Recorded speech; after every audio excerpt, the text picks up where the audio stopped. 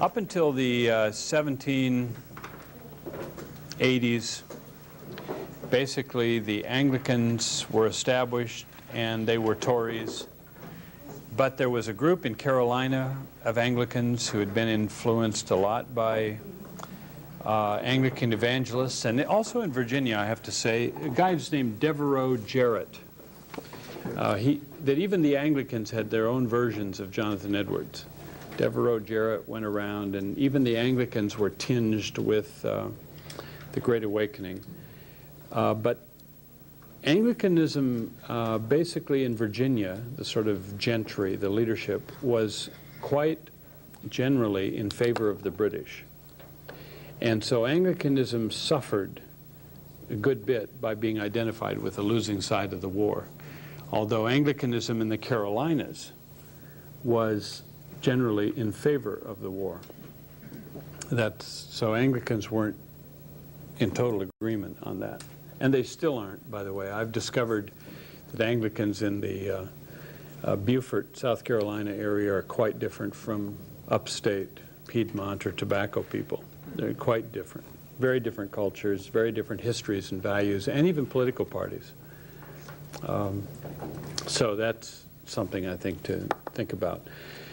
Now, what happened after the Revolution, of course, was that almost immediately the colonies began to spread out. And there was a little period of time there between 1783, the Treaty of Paris, 1789, the writing of the Constitution, which, as I mentioned yesterday, was basically a Presbyterian constitution. Again, the Calvinist influence in our government, the spreading out of depravity, the separation of powers, that's very much there. Very Puritan, very Calvinist. Then, of course, the country started spilling over the mountains, and you have the frontier, the rise of the frontier. And almost all of the churches of the Great Awakening were at a disadvantage at this point, because parishes required pastors and fixed boundaries.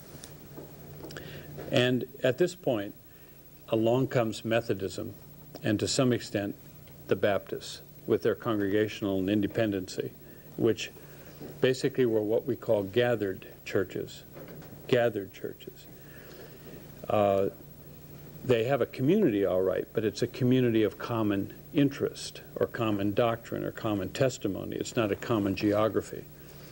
So the Methodists had a man, as Francis Asbury and some others, that began to recognize almost immediately that the circuit riding ministry of England, Wesley itinerancy and lay preaching and class meetings, would be perfect for the opening up of the Ohio Valley, the Cumberland regions, and the West. And so the Methodists and the Sawdust Trail became almost the immediate experience of the opening up of the frontier. And about that time, another thing began to happen out on the East Coast. America had won 2 wars, 1812 being the second war against Britain.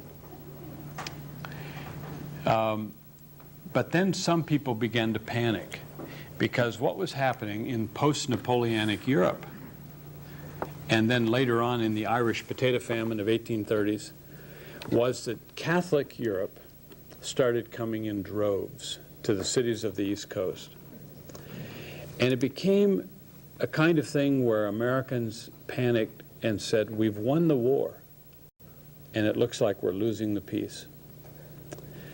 And tremendous nativist reaction against the newest immigrants. Tremendous reaction.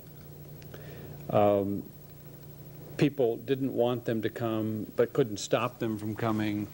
And so in panic partly, and partly for good reasons, a horrendous plethora of mission agencies to convert Catholics and pagans and others emerged early in the 19th century. In 1806, there was a haystack revival. Williams College, Massachusetts, Adoniram Judson, Luther Rice, group of people.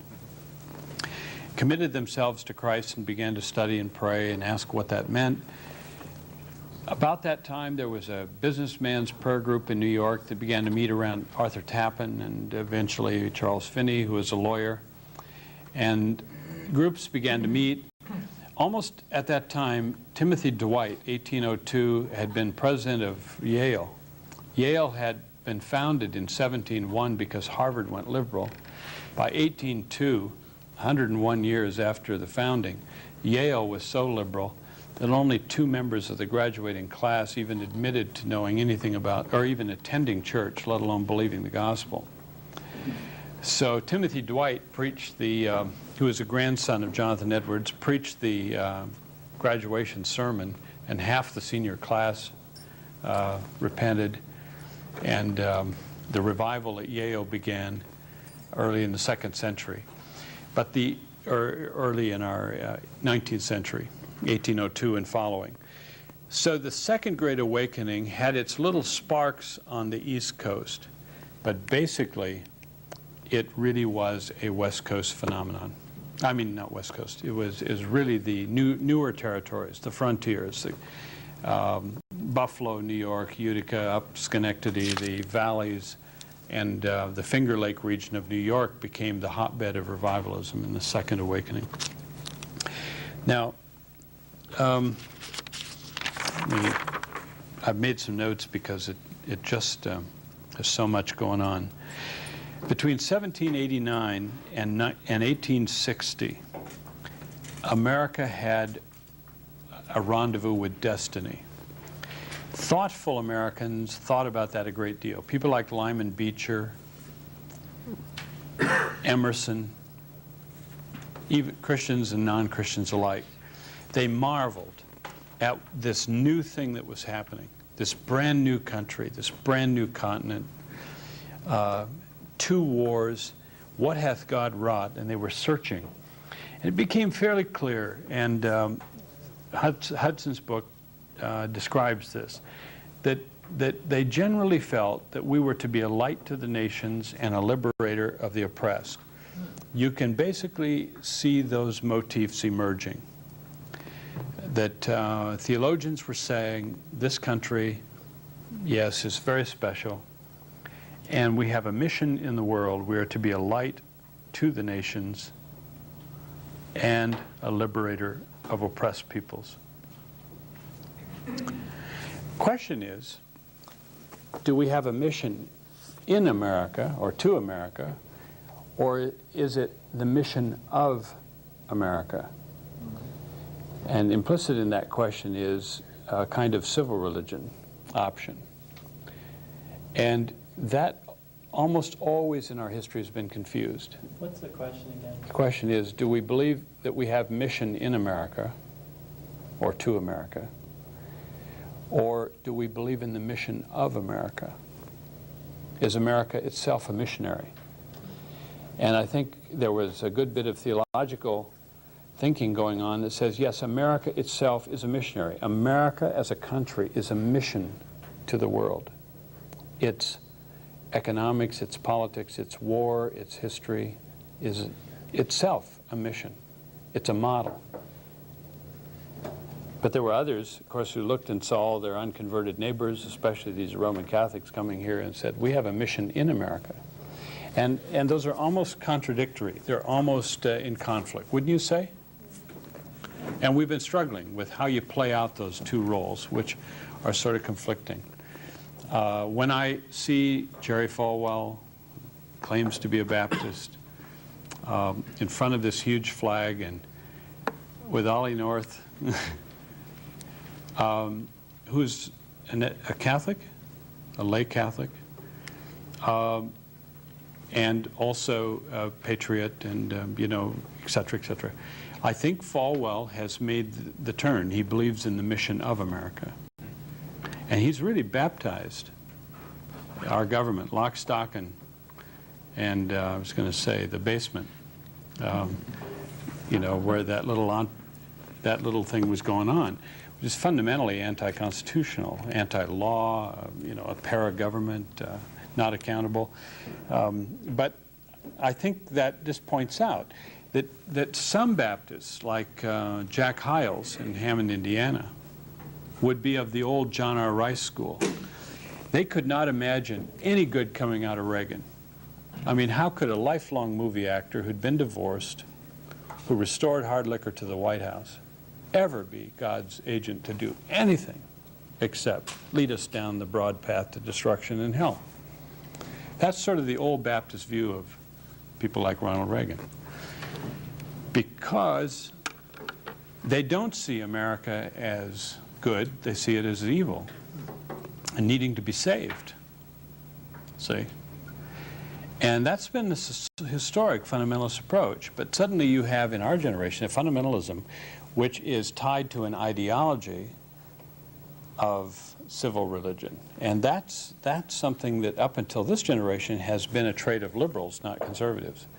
And there's almost a total flip on that since I was young. And that's fascinating to see. But what I'm saying now is that conflict, that struggle goes almost all the way back to the early history. Almost all the way back. Preachers used to preach about this in the early 1800s. Well, revivalism and Methodism became almost synonymous. And as the frontier grew, the Methodists and others went out. And then the Second Awakening really hit with the work of Charles Finney. And let me read a little excerpt about Finney here. Finney arrived in New York City with his backwoods invasion of civilization about the same time as Andrew Jackson entered the White House. I think that's fascinating. This revival, which was going on in the wild, woolly West, meaning upstate New York and other places, that was the West in those days, a little bit over into Ohio and Cumberland, and of course Jackson was from the wild west of Tennessee.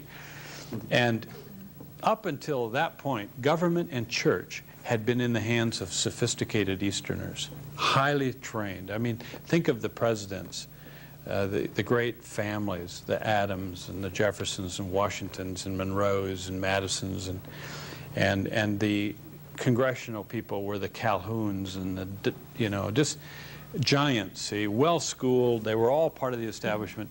Then here comes these revivalists, you know. Andrew Jackson went into the East Room of the White House and just invited the mob in. I mean, you know, they're all out there in their buckskin clothing, and the poor Eastern establishment didn't know what to do. Well, here comes Charles Finney, and he's this lawyer, and he has a whole different view. I mean, all those people who thought Edwards was something else really was quite taken aback by him. He would, because Finney was a prototype of a new evangelist, and many of them were lay people, first place. They'd been businessmen. They'd been lawyers, and they had been millers, manufacturers, commercial tycoons, and these groups led the parade of the regenerated back into the cities. And they were not afraid, because they were businessmen and they worked in the marketplace, to try new things.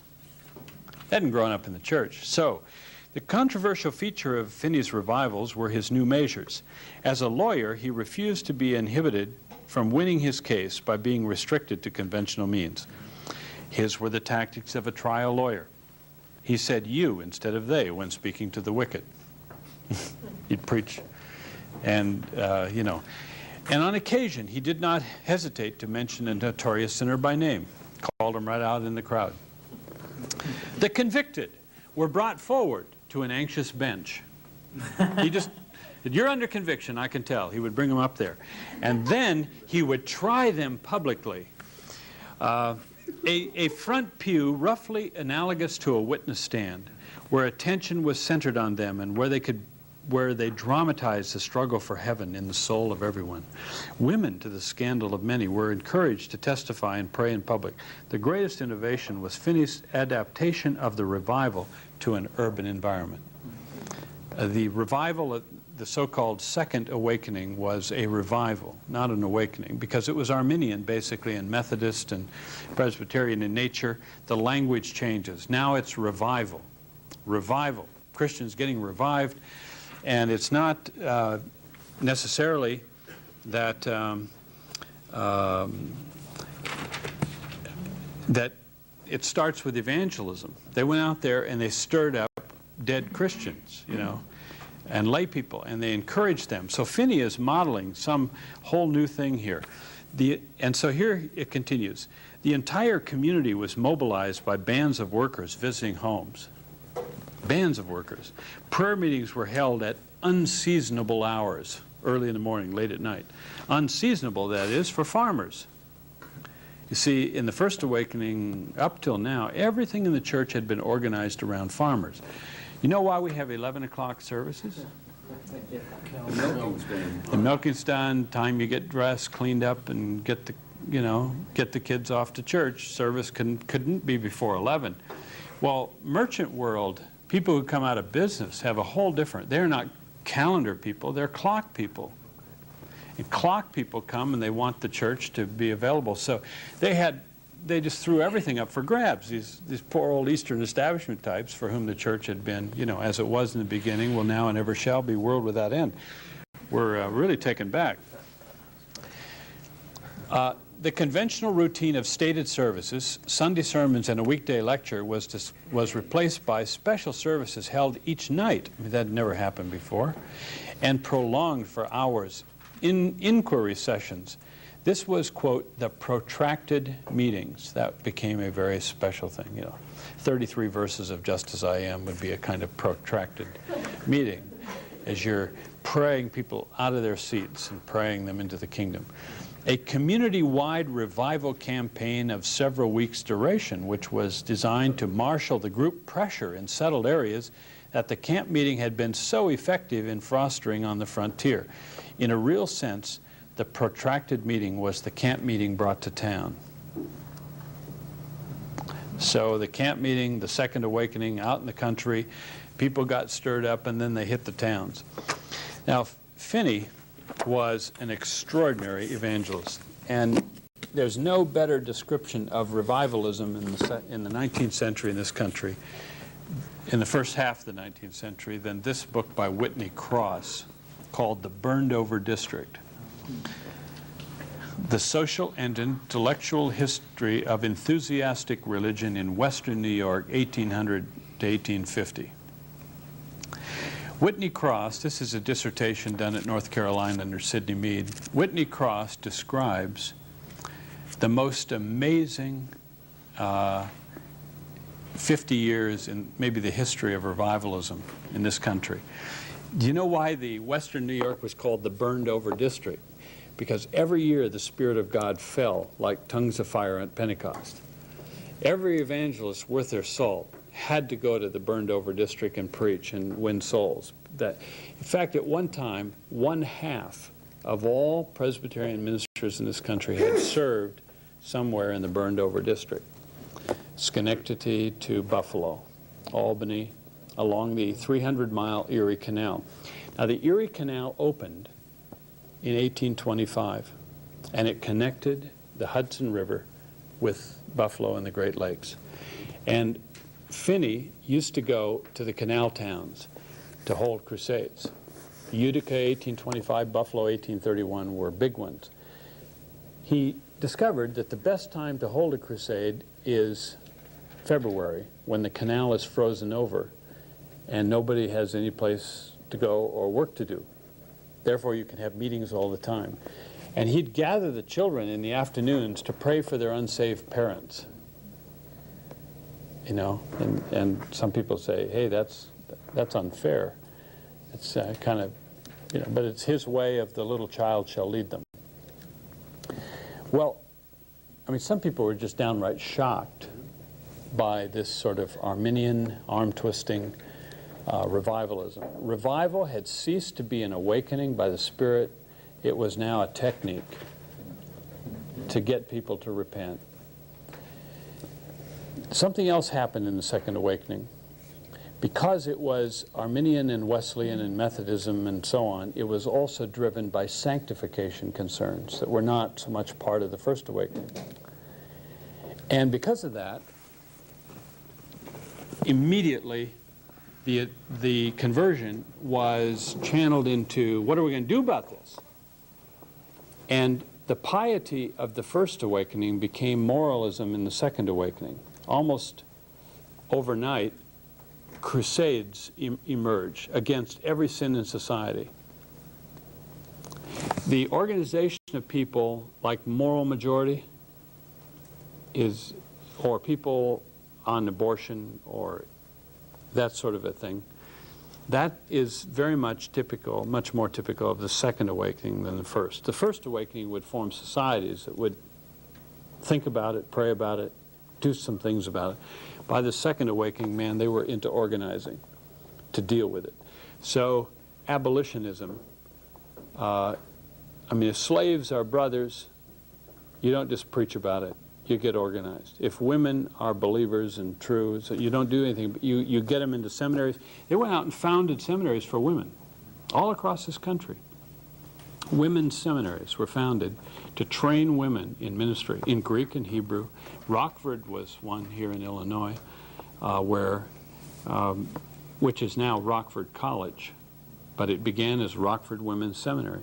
These were Second Awakening. I mean, people said, oh, we got to do something about this, and so American, Anglo-Saxon, Puritan, right? It's still Puritanism, it's still activism, but it's activism. Puritan now has become infused with Arminianism, revivalism, frontierism, entrepreneurialism. Lay people took over and ran the meetings in many cases, and because they were businessmen, they ran ministry like they ran their business. And as I say, the old-timers out on the coast were just sort of horrified at what was happening to their country. This book describes all the revivals that broke out in upstate New York. For example, the Adventist revivals, the millennial revivals, the Millerite movement, the Mormon movement, everything you would believe came out of New York City, New York State. Jesus, here's a quote for me. Jesus is the light of the world, and like all lights, he attracts bugs. And every buggy religion you can think of grew out of revivalism and burned over district. The Oneida community. Have you heard about the Oneida community? O-N-E-I-D-A. They made Rogers silverware. Their founder was John Humphrey Noyes. They are unique because for 30 years they practiced spiritual marriage. You say, oh, what is spiritual marriage? You mean nobody else's marriage was? Now I must remind you, this was a time when sanctification was very important.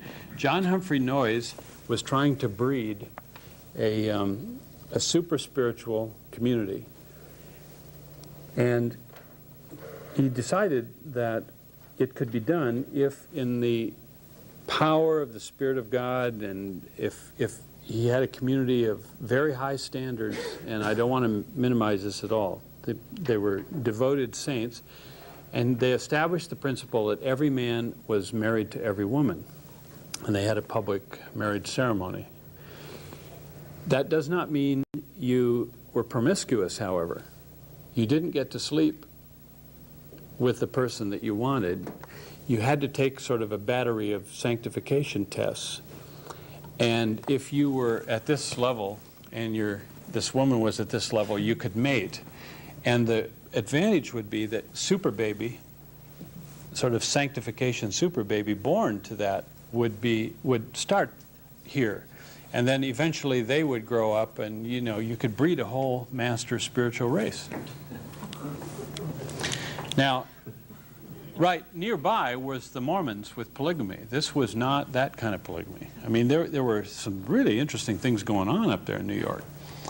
And all of this was an outgrowth of revivalism. Now, here's Whitney Cross's comment. This is what has made America great, right? A religious stew pot, a flower garden of religious options that you wouldn't believe. That's what he says this country's about. It's not about ecumenacy, and sameness, and hey, we're all in our denomination. It's about this incredible flower garden of the faith. So when he gets right down to, and nonconformity is the very thing that American Christianity is about. But when you get right down to the end, he asks a very interesting question. He said, if you like this religious pluralism, if you really like this country and what has happened here, then you must love revivalism, because revivalism is what produces it. End of book. Isn't that interesting? Most people who think of revivalism feel that it is conformity. They think of it as everybody believing the same thing, simple little gospel. But the fruit of revivalism in American history, viewed historically, is pluralism. New denominations always start, new schools start. Jerry Falwell's got his Lynchburg College going, and every fundamentalist group I know is out starting schools and colleges now. Is it going to be a lot different than Harvard and Yale and Princeton and Westminster and Trinity and all these other schools, which all started, you know, to have the newest, latest truth? And, you know, the goal of Falwell is that Lynchburg will be the fundamentalist Harvard. And that's his clear goal. And he's pushing people rapidly into academic excellence. It's just extraordinary. He wants to get a football team. Did you see the fund letter a year ago that went out, the fundraising letter for the new football team? He said, what do you think of when you think of Notre Dame or Brigham Young? You think of athletics and sports and winners and Rose Bowls and, you know. So he said he wants his college to be thought of that way, and when you think of, you know, that particular Liberty University, so his goal is to get them into a Rose Bowl or Orange Bowl or national, you know. And so would you send money so they can go up market to Division I?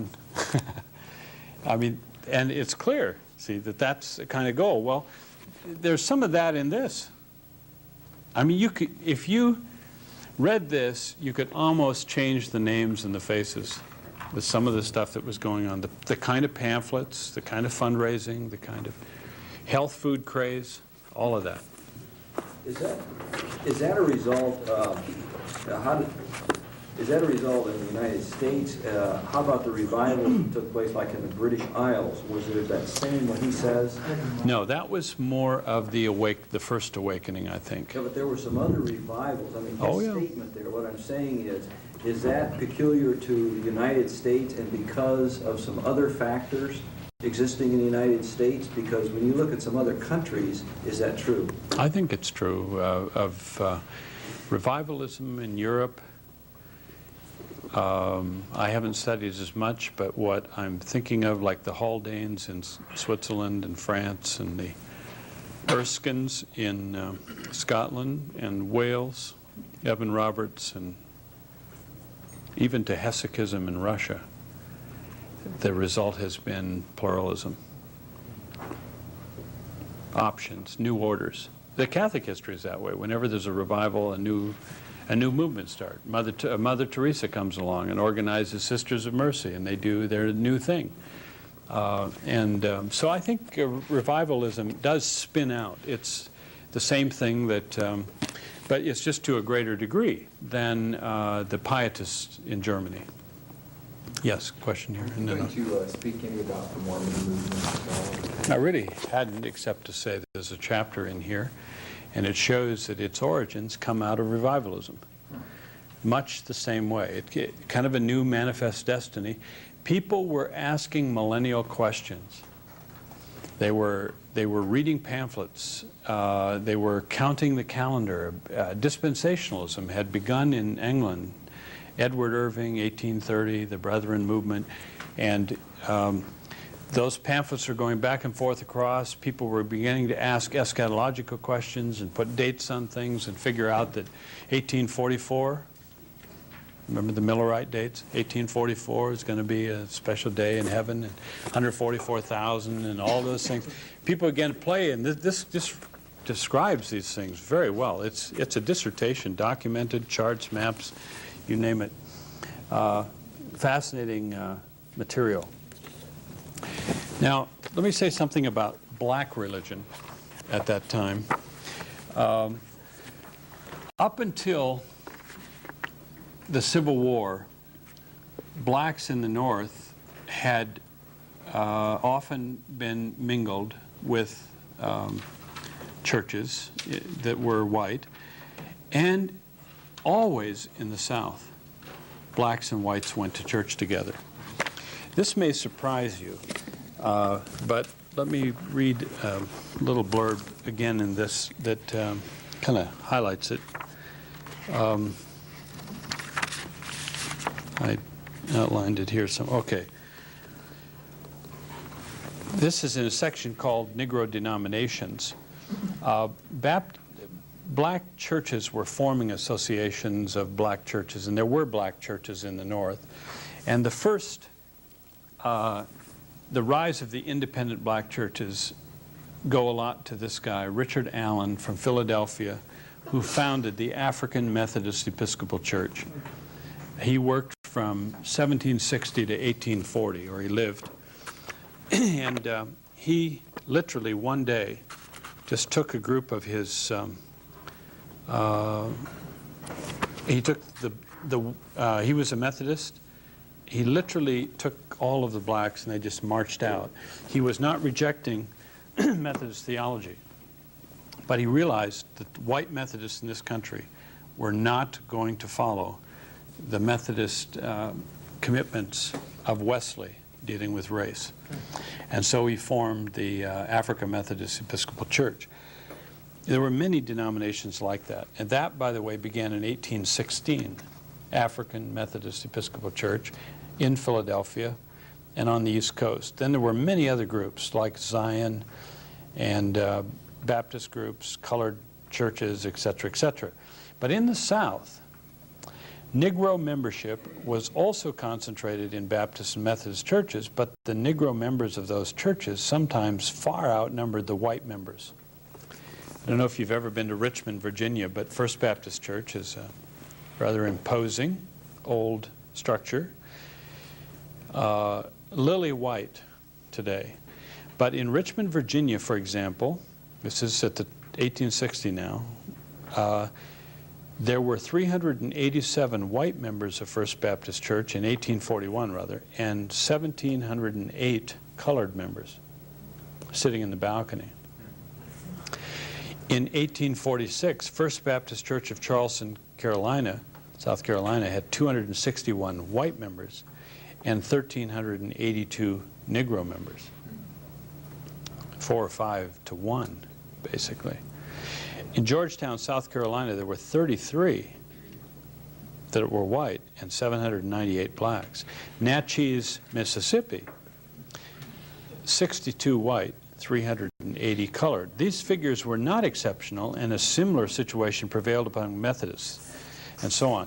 So after the Civil War, to prove their independence, basically, the black people went out and formed separate denominations. And now you go south, and I was in South Carolina, my wife and I, a week ago Sunday, and as is our habit, we go to church a lot. We went to the Anglican church service at 8, Methodist at 9, Presbyterian at 10, and the Black Tabernacle Baptist Church, which had a 2-hour service from 11 to 1. So we were 5 hours straight in Beaufort, South Carolina. And the situation there is there was a First Baptist Church, still is. And at one time, all of the blacks of Tabernacle were members of First Baptist, and they sat in the balcony. But under the leadership of a man who was mentioned that day when we were in the service, the whole black congregation went out after the Civil War and founded their own church. And they still are within 2 blocks of each other in Beaufort, South Carolina, 150 years later. And we did not find one integrated church. The black church had 2 whites that were there that day, both interracial couples from Parris Island military base. But basically, the racial thing is just as separated today pretty much down there as it was years ago. Legal access to things are still, you know, it's open. It's a very different scene that way, but the social prejudice and all of that is still very much there. The black church experience then is very mixed in this country. There were slaves in the North, but they were freed very quickly in the North. Bruce Catton, who has written many books on the Civil War, has a view of the Civil War, I think, that is correct, namely that the Civil War was not really about slavery. Slavery was a symptom. The real causes, the background causes, were much deeper. The real cause was that two societies, one South and one North, were developing very differently in response to the Industrial Revolution. The Industrial Revolution hit the North 100 years before it hit the South. And basically the North then became the center of ethnic pluralism from overseas, just poured into the North.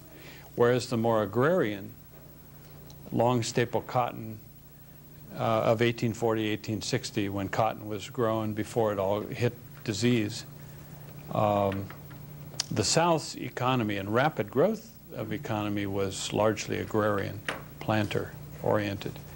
So in a sense, the black was not really the cause of the war. It was really two societies fundamentally moving in very different directions. And most of you know that in the 1840s, the churches like Presbyterian and Baptist, Methodist, all split. Long before the war, I mean, the war is 1860, but 1843 on, the Presbyterians and Baptists, North and South, split from each other. And it had nothing to do with liberalism. It had everything to do with ideology and the fact that the South, economically and otherwise, was going so differently. So the Southern Baptists, for example, Northern Baptist split occurred in the 1840s. The Northern Baptists did get increasingly involved in abolitionism. And so the black people, or the white folks in the South, the white Baptists, clearly hung in there and dug their heels in against Baptists in the North. It's an interesting thing for me as an American Baptist, Northern Baptist, to hear people say, well, the Southern Baptists are conservative. In some ways, or more biblical. I don't know what biblical means when a church is founded on a racist base and hasn't yet really repented of it in many respects. I do have a problem with that kind of generalization that, well, you know, this group is biblical, this group is not. The same is true of the Presbyterians. The Southern Presbyterians normally thought of themselves as more biblical than the North, while they were segregationists the whole time, and still in large measure are, and the PCA as well. And I still struggle with that. I'm being pretty honest here. You can tell, I think, but I don't hesitate to give an opinion occasionally. And I just think that for people who are racist to call themselves biblical is just to miss some very fundamental issues in the gospel. And the nature and mission of the church. I mean, talk about a flawed gospel. I mean, I just can hardly believe that people like that would call themselves biblical, let alone more biblical than these other groups. That is not to say we don't have problems with doctrine and all those things in my church. We're a bunch of redeemed sinners, but I do have some real problems with the way I hear people talk about some denominations as opposed to others in this country. Yes? Do they take doctrinal positions against yes. race, or is it cultural? It's both. For years and years, Hodge and others at Princeton were writing to justify slavery. I mean, there were biblical arguments in favor of slavery. Oh, yeah, they fought it on a theological basis for years and years and years. Then after that, of course, caved in, basically then shifted over to fight it on cultural and social grounds. You had a question too, I think, earlier. Oh, actually, it was more a question for the revivals. We talk about all Yes. of that. Actually, what percentage of the population did it touch? You know, I've read that, but I don't remember. but it was significant. You see, at the Civil War, or no, rather, at the Revolutionary War, I mentioned yesterday, only 10% of America went to church. And then huge percentage of pagans, ethnics, prisoners, I mean the garbage of Europe. Okay? America became a garbage dump for people who wanted out of Europe. And there were some good folks that came in those boats too. And there were some believers that came. But basically, those who came here came to get away from Europe were often scoundrels. And so I am suggesting, and I think the literature suggests, that the Second Great Awakening scratched where they itch. These were not people who were going to come and sit and listen to lectures by Jonathan Edwards and be converted, as the First Awakening. That only the Second Awakening, with these sort of rough and tumble methods adapted to the people they're trying to reach, the sawdust trails and these inventors of new methods, could have possibly reached the sort of riffraff that was pouring into this country from abroad. And I think that's one of the ways we should think about some of the storefront churches in our town and some of the rather crude methods of evangelism that are going on all around us, is not to put other people down who are reaching people we will never reach. In fact, I make it a point to go to people I don't agree with on that score and just commend them for reaching people I don't reach. Say, thank God for you, brother. And I may just think it's, you know, really a despicable method. It's certainly not one I would use. You know, like painting God loves you on the rocks of a public park. Repent or be saved on signs and stickers all over buildings and things are not my way of communicating the glorious splendor of Jesus Christ. But I'm so much happier that they care enough to do that than the way I am silent. You see, I think those are some judgments I want to make. Because I know it seems like revival is a byword in every single First Baptist church in the nation. Oh yeah. In the Second Awakening, revivals are planned, and in the Southern Baptist churches, they're organized and put on the calendar. Yeah. And we have our revival, our annual revival. Now, let's understand that revival does not mean evangelism. Revival, by its very name, is revival of Christians. So it's not aimed at... No, it's not aimed at the non-believer. The non-believer gets the spillover. A crusade is aimed at evangelism in the Billy Graham model. But revival is the stirring up of the believers. But once the believers get stirred up, they go out and do the craziest things to evangelize in the Second Awakening. Camp meetings and goofy things that have never been heard of before. Let me say then that out of the Second Awakening came a whole bunch of new schools. New Brunswick, Seminary, Andover Newton, Oberlin, Lane, and many of these schools were admitting women and blacks for the first time. And so each awakening has produced its own set of social phenomena. Let me suggest a book. William McLaughlin, who's teaching at Harvard, is kind of a cynical American Baptist, I have to tell you. But he writes very interestingly about revivals, curiously enough. He's a missionary kid. Revivals, awakenings, and reform. Here is his thesis. You can't see revival. It's like the wind. You can't see it. It's like the wind. The only way you can measure true revival is by its effects. Transformations, peoples, whatever, okay? So what he's done, he's gone through American history. He's looked at when did change occur and what changes occurred. And then he discovers that up front of that change, a revival has happened. I mean, he's looked at it from an after-fact point of view, and he sees that we've had 5 great awakenings in this country.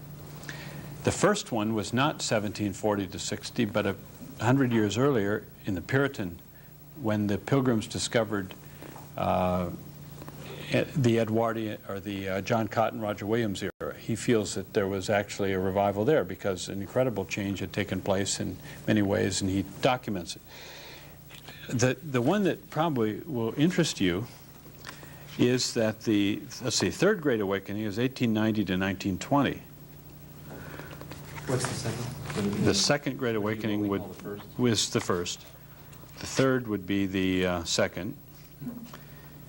And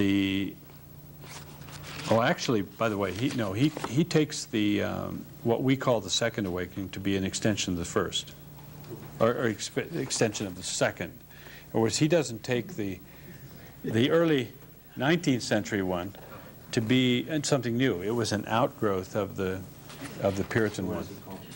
The third is 1890 to 1920. Should be 1904-05. Yeah. Yeah. And this is the moody businessman's revival and all of that stuff. The Fourth Great Awakening, 1960 to 1990 question mark. I thought you'd enjoy that.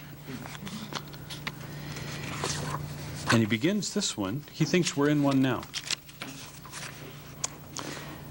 We're in it. Liberalism has failed. There's an absolute reaction against it. It began with Karl Barth. It began with theologically, and a whole bunch of stuff was happening all through the 40s, and Niebuhr's and all of that. And the nativist phases of the awakening, he goes into the conservative awakening, Billy Graham and all of that stuff. But to measure the effects of it, and he even goes into Spellman and the Catholic phase of it. But how do we know that we're in it? He goes through the death of God and all that stuff, and the war on... how do we know that we're in it? Because we've been fighting a war on poverty. We've integrated the country. We've got rid of all those segregationist laws. We've had the greatest nonviolent revolution in the history of the world, maybe, in the last 20 years. In ultimately setting black people free. It's got a whole list. Do you feel like you're living in a great revival?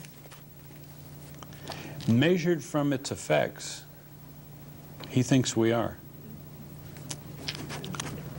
It's a fascinating interpretation of American history. Before you shoot it down, you should struggle with it a little bit. Now, I've read some stuff. About 3 weeks ago, I was in Washington, D.C. for Leadership 88, and I read a book that is published by, I think it's one of the rich families of American fundamentalism. They have a foundation. They publish a sort of heritage history of the U.S. DeMoss, yeah. That history, I wish I had a copy of it, because it is very selective on what makes this country great. And it sort of gets you up to 1900, and then there's nothing great until almost right now. But the whole thing is we got to get back to, and there's nothing in it about the liberation of black people, nothing in it about the Civil War. I should tell you that the Civil War was debated in this country. After the war was, all during the war, Abraham Lincoln thought about that war theologically, as did Beecher and others. And if you want to get some feel for that, read Elton Trueblood's biography of Lincoln. Elton Trueblood, a Quaker philosopher, has this very interesting biography of Lincoln in which he shows that Lincoln, who never went to church after he left Springfield, Illinois, and even there wasn't really much of a church member. But no president we've ever had, according to Trueblood, was more consistently Christian. But he was the only president we've ever had in all our history who was never a church member. Did you know that? Lincoln was never a member of a church. And Lincoln was quite a theologian. That is, after 1862. And even his approach to fighting the war. He was a just war theorist who agreed he would never smile during the war because blood was being shed, because war is always sin. General Lee, when he surrendered at Appomattox, made this comment: "I have surrendered as much to Lincoln's kindness as to Grant's armies." That's an interesting thing. That's quite different from the spirit of a Harry Truman who dropped the bomb and then said, "I didn't miss 5 minutes sleep." Very, very different. Lincoln was really quite an extraordinary person.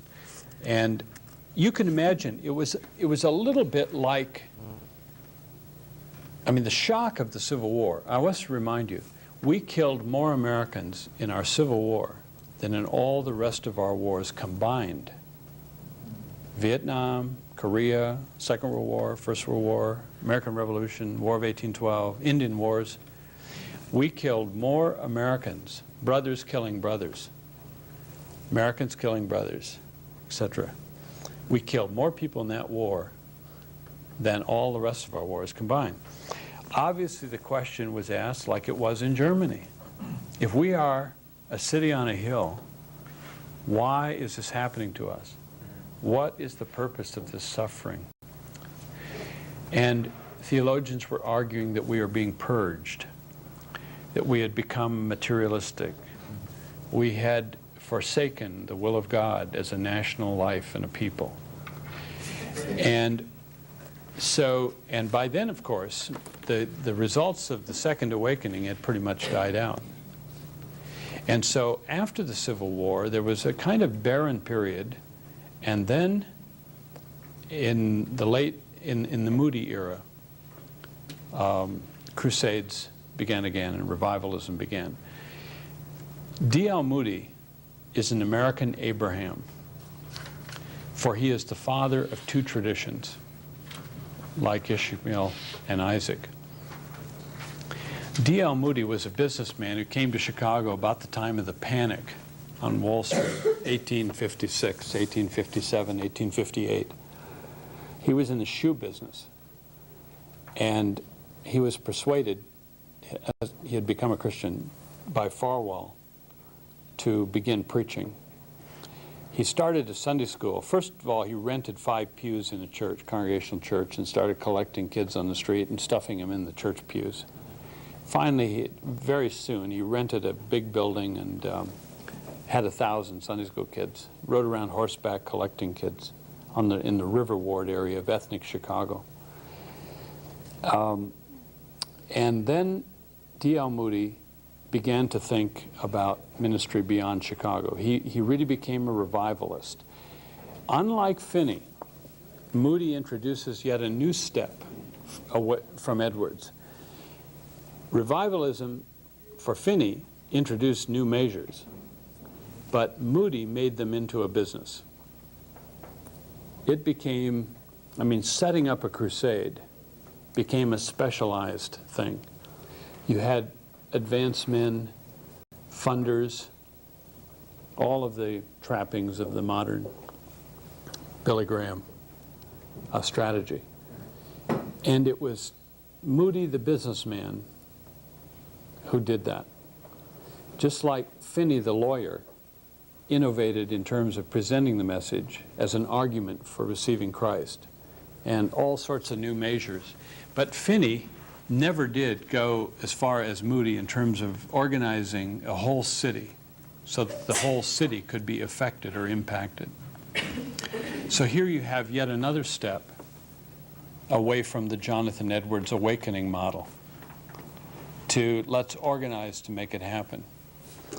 And there have been critiques of that, of course. And then you went from that to Billy Sunday, a sort of sensationalized approach, but a very effective approach to reach people on the streets who were alcoholics. Because Billy Sunday had been a baseball player who was on his way to commit suicide. And he stopped into a mission and found Christ in Pacific Garden Mission. And so the rescue mission movement, which was, along with the Salvation Army and others, one of these new models that popped up all the time after the Civil War became so prevalent. There were just, again, after the Civil War, a whole big bag of new possibilities emerge. Churches that had only had pastors and societies now had expanded programs with dozens and dozens of staff. They were called institutional churches, and they would have round-the-clock ministries. Russell Conwell had one in Philadelphia. The greatest thinker about the institutional church in cities 100 years ago was Edward Judson, who ran the Judson Memorial Church in New York City, Lower Manhattan, Greenwich Village area. He designed the Baptist church there with Rockefeller money, of course, but he designed the building to look like an Italian parish church because he wanted the ethnics getting off the boats from Europe to see the steeple of a church in this country. And so architectural evangelism was rooted in the way that building is designed. The current pastor of that church, Moody, his name is Moody, is a very astute student of that history, of the institutional church history. And it's just fascinating to see what happened. The YMCA, of course, came into being at that time. The Salvation Army began in 1864 as a kind of paramilitary model to reach the city. So you can see that the new measures on both sides of the Atlantic just kept cropping up, people got into the spirit of the sort of entrepreneurialism and goodness, the Sunday school movements and the societies, and I mean, just incredible what happened. The institutional church was called organized kindness. Organized kindness. That was Edward Judson's, who's the son of Adoniram Judson. That's what he called it, organized kindness. That was going on. So while you had some groups like Oneida out there doing their utopianism, you had other groups in there in the city who were just grappling and creating whole new ways of doing ministry. The YMCA, which began as a way of working with young men in the city, pretty soon had every kind of thing imaginable going on in their buildings.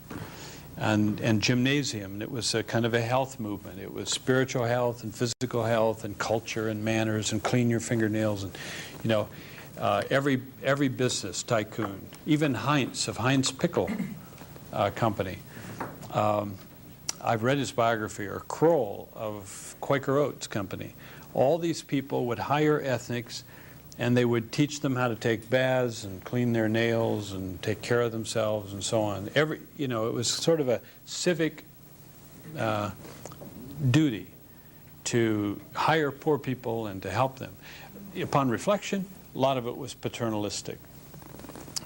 But settlement houses appeared. Hull House, for example, 1889. And so on. So the period from the Civil War, after the Civil War, just went booming. But let me say a little more about Moody. Chicago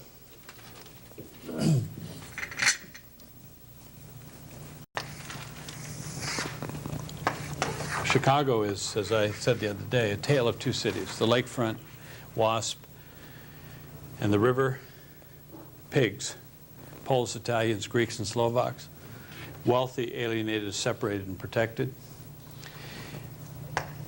The churches were here. The churches were in Anglo-Chicago. The river wards of Chicago, just like most other cities, industrial cities, were built to look like the cities the people came from.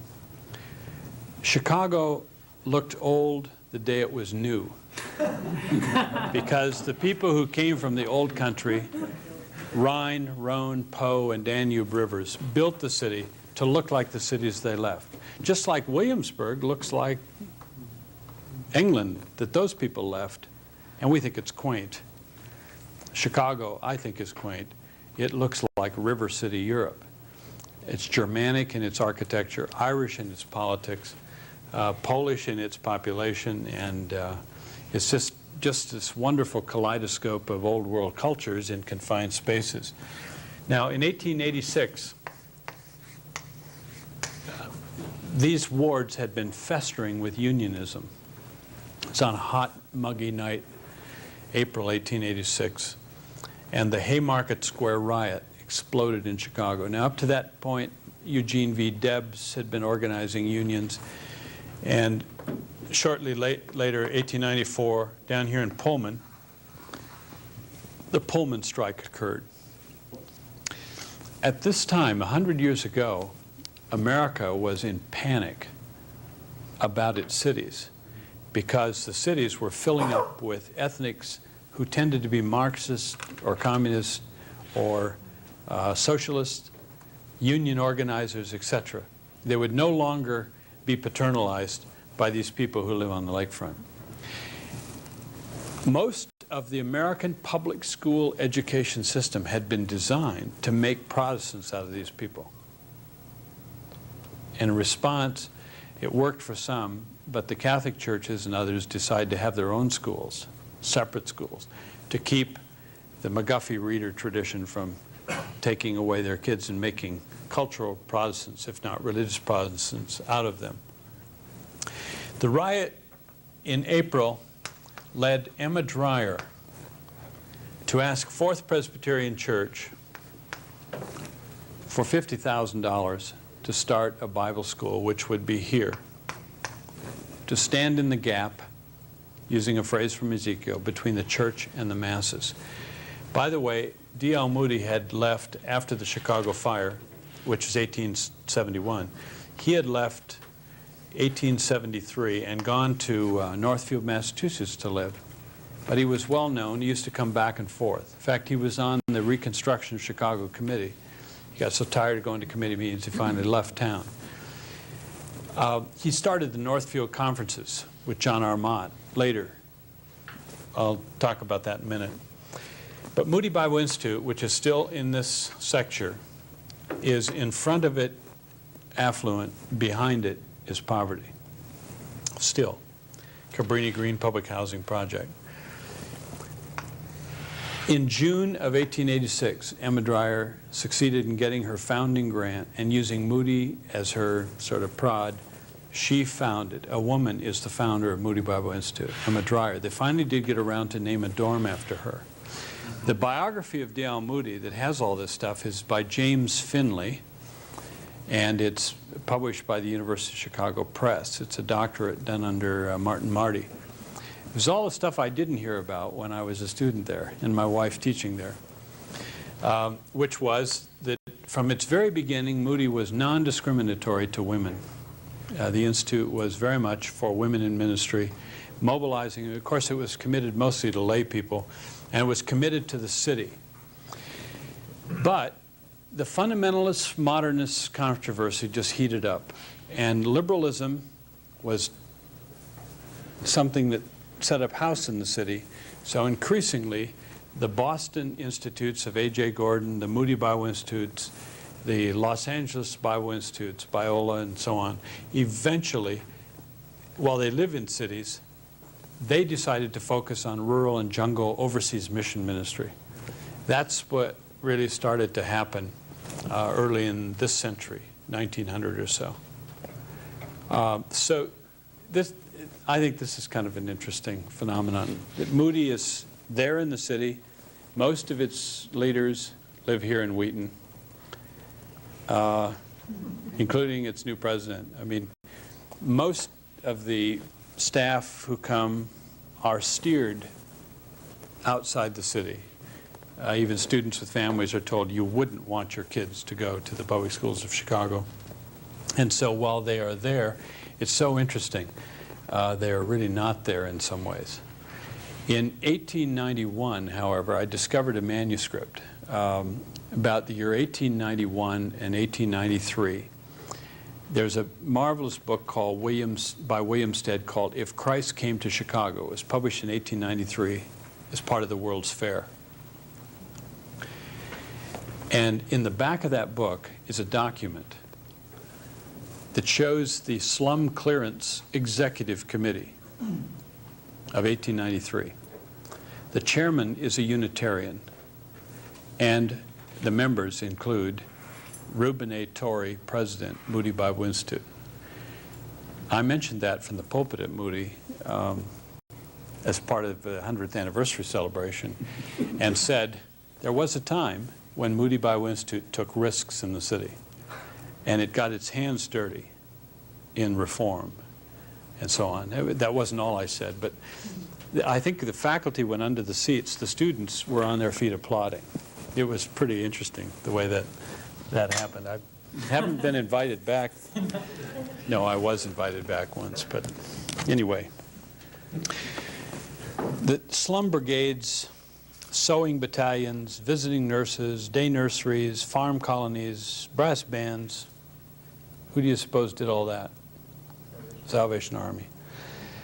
Just incredible what was going on in those years. The watchword, have you heard that phrase? The watchword was what?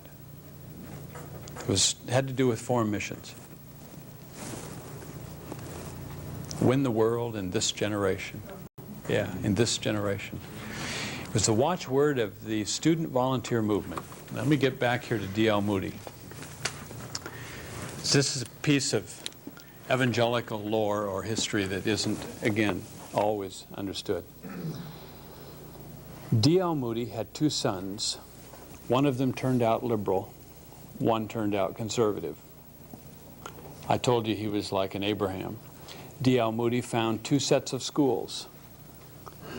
One was Moody Bible Institute, the other was Northfield Schools, which became liberal. D.L. Moody founded not only a Bible Institute and fundamentalist training, but D.L. Moody was the founder of basically the student volunteer Mount Hermon conferences that they held out in the East Coast. And John R. Mott, who was the head of the YMCA, and D.L. Moody co-sponsored these student volunteer movement conferences, 1783 on. Finley's thesis is that D.L. Moody was the single most influential person in the history of the United States in the founding of the ecumenical movement.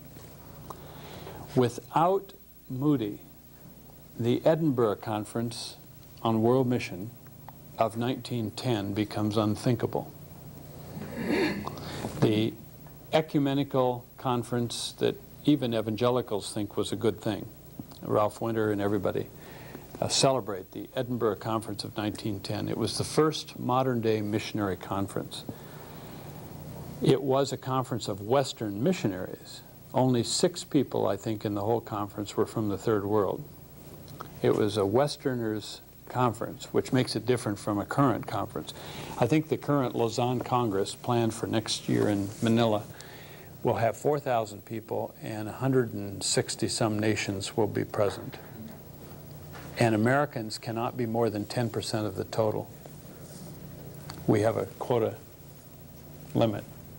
And of that total, my goal is that a huge percentage will be minorities out of the 400 from America. But in that day, it was the first of these ecumenical missions conferences. And it is viewed historically as the outgrowth of basically a whole series of impulses, but chiefly the student volunteer movement, which had just generated quadrupling the number of missionaries that went out in the world. Now, let me say then that that makes D.L. Moody founder of two streams in our culture.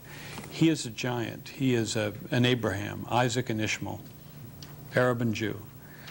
D.L. Moody's descendants went into the ecumenical movement, and they did into the fundamentalist movement.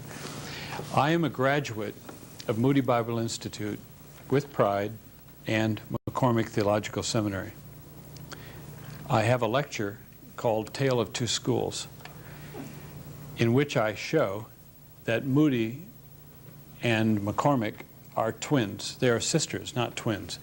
that when Moody Bible Institute was founded, it was funded out of McCormick, out of the same people, the McCormick family, the Crowells, and Marshall Fields, and all those Presbyterians who were paying for McCormick Presbyterian Seminary founded Moody Bible Institute.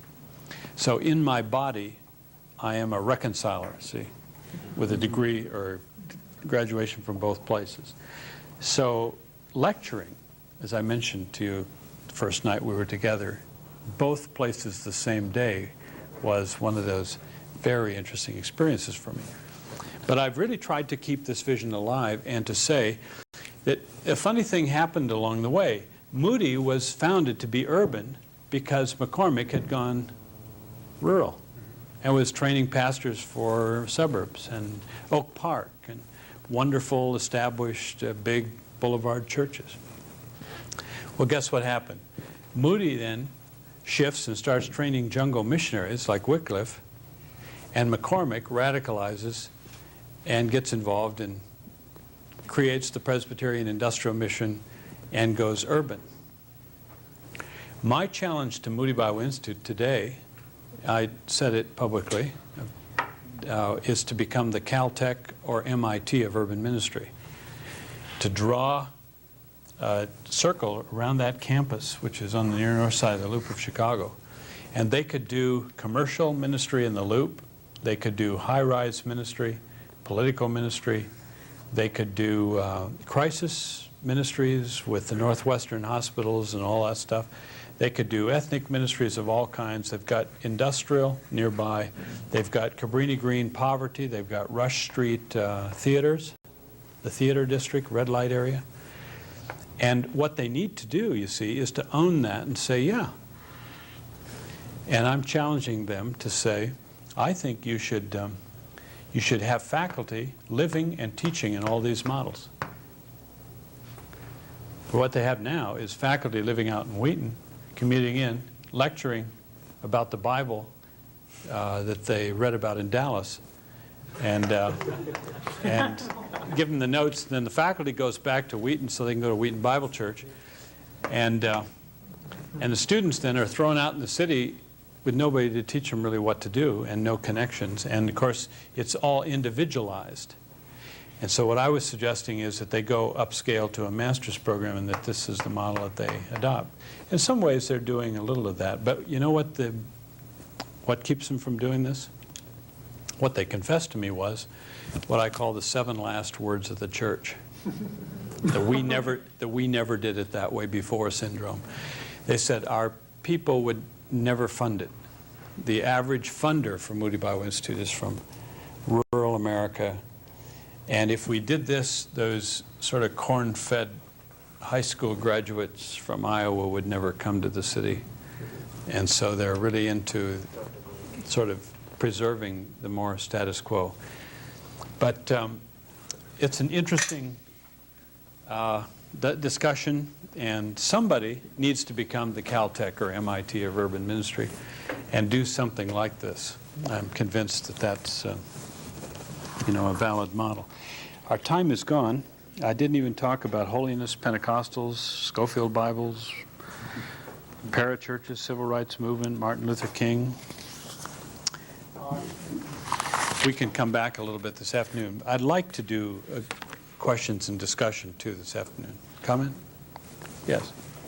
While you're on Moody a second, I ran into a situation last weekend when I was with a couple that's been investigating ministry possibilities, and the husband needs to go to school. There's a degree in ministry.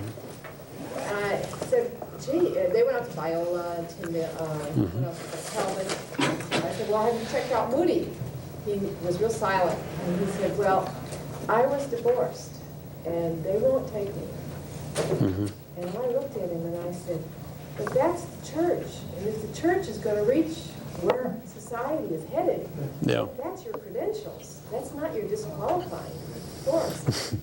How are we going to reach that society if those are the rules?